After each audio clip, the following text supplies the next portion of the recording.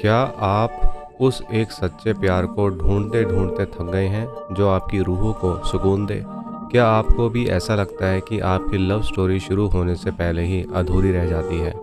अगर इन सवालों का जवाब हाँ है, तो आप बिल्कुल सही जगह पर हैं, क्योंकि हमारी पुरानी कथाओं और कुछ खास आध्यात्मिक परंपराओं में एक ऐसा राज छिपा है जो सीधे स्वर्ग की दिव्य ऊर्जाओं से जुड़ा है। एक ऐसी साधना जिसमें आपकी प्रेम कहानी को एक खूबसूरत मोड़ देने की ताकत है। तो चलिए सबसे पहले ये समझते हैं कि अप्सरा कौन है।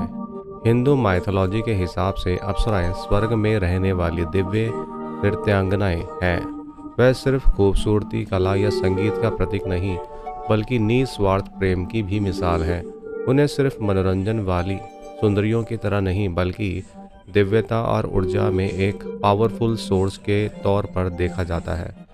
अब सवाल यह है कि इन दिव्य शक्तियों से जुड़कर कोई अपनी लव लाइफ को कैसे संवार सकता है? क्या इसका जवाब कुछ खास तांत्रिक और आध्यात्मिक साधनों से मिलता है? पर यहाँ एक बात गांठ बांधने वाली है, ये साधना और मंत्र ज़्यादातर नए दौर के तांत्रिक ग्रंथों से आते हैं और हर पुराने या प्राचीन शास्त्र में इनका जिक्र नहीं मिलता।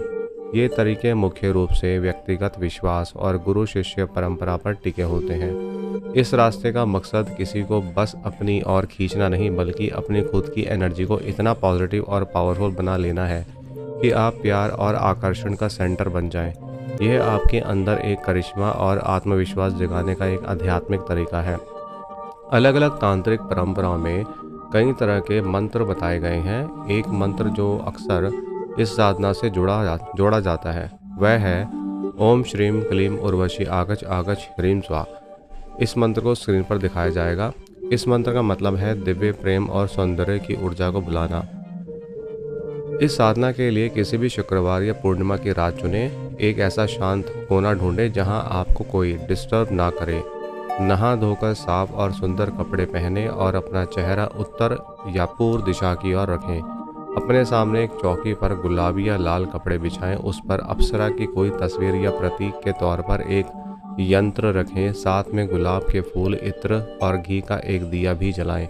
अब स्फटिक या अकीक की माला से पूरे सम्मान और भाव के साथ मंत्र का जाप शुरू करें। जाप की गिनती अक्सर 11 या 21 माला कही जाती है, पर उससे भी ज़्यादा ज़रूरी है आपका फोकस, आपकी भावना। और हाँ, अगर आपको यह दिव्य जानकारी अच्छी लग रही है तो इस वीडियो को लाइक और चैनल को सब्सक्राइब करना ना भूलें, ताकि ऐसे ही रहस्यमय टॉपिक आप तक पहुंचते रहें। साधना के दिनों में पूरी तरह सात्विक खाना खाएं और ब्रह्मचर्य का पालन करें। अपने मन में हर स्त्री के लिए सम्मान का भाव रखें। ये एक साधना का सबसे बड़ा और ज़रूरी नियम है। भरोसे और सब्र के बिना भी कोई साधना कामयाब नहीं होती। यह समझना बहुत ज़रूरी है कि इन साधनों की सफलता वैज्ञानिक तौर पर साबित नहीं हुई है और इन्हें मुख्य धारा की धार्मिक संस्थाएं भी मान्यता नहीं देती हैं। इन्हें एक व्यक्तिगत आध्यात्मिक प्रयोग की तरह ही देखना चाहिए। शादीशुदा पुरुषों को यह साधना किसी और स्त्री को पाने के इरादे से अपनी पत्नी की सहमति के बिना बिल्कुल नहीं करनी चाहिए। जो लोग इस रास्ते पर पूरी ईमानदारी पर चलते हैं वे अक्सर अपने अंदर एक कमाल का बदलाव महसूस करने का दावा करते हैं। उनका मानना है कि ये साधना सिर्फ प्यार को ही नहीं खींचती, बल्कि करने वाले की पर्सनैलिटी में एक चुंबकीय आकर्षण भर देती है। कॉन्फिडेंस बढ़ता है, बातों में मिठास आता है और दिल में सबके लिए प्यार और दया का भाव जागता है। इसका असली मकसद किसी को कंट्रोल करना नहीं, बल्कि खुद को प्यार का एक ऐसा जरिया बनाना है जिससे लोग आपकी ओर स्वाभाविक रूप से खींचे चले आए। इसे ज़िंदगी में प्यार और खुशहाली लाने का एक आध्यात्मिक रास्ता माना जाता है। हालांकि ये सारे अनुभव व्यक्तिगत होते हैं और इन्हें किसी गारंटी की तरह नहीं लिया जाना चाहिए। तो आज हमने अप्सरा प्रेम मंत्र के पीछे छिपे रहस्य, उसे करने के तरीके और सावधानियों को समझा। हमने जाना कि यह सिर्फ एक मंत्र नहीं, बल्कि खुद को प्यार की ऊर्जा से चार्ज करने का एक गहरा आध्यात्मिक प्रोसेस है। अगर आपने यहाँ तक वीडियो देखी है तो कहेंगे यह साधना बिना गुरु के ना करें। हमेशा याद रखें, सच्चा प्यार किसी को हासिल करने का नाम नहीं, बल्कि खुद को प्रेम का स्वरूप बन जाने का नाम है। इस रास्ते पर जब भी कदम रखें, पूरे विश्वास, धैर्य और साफ नीयत से रखें।